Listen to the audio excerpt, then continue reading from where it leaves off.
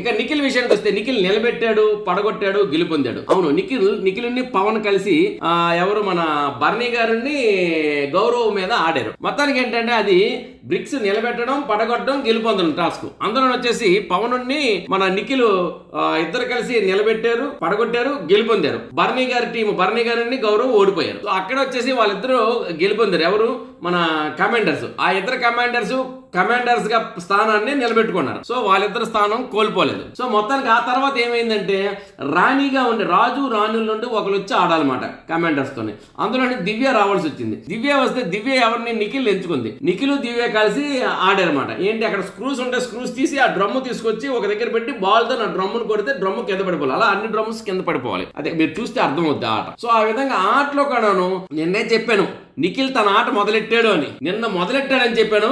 నిన్న రాత్రి సరిగ్గా నిలబెట్టాడు, పడగొట్టాడు, గెలుపొందాడు. ఆ తర్వాత ఆటలో మాత్రం ఏకంగా రాజయ్య కూర్చున్నాడు. మొత్తానికి ఏంటంటే నీ ఆట నేను చూడాలి అనుకున్నాడు పడాలి కళ్యాణ్. తాను పక్కనే కూర్చొని తన ఆటనే చూపించాను. నేను రాజునయ్యాను, నీ పక్కనే నీ రాణి పక్కన ఇంకో రాజుగా కూర్చున్నాను అనే లెవెల్ చూపించాడు నిఖిల్.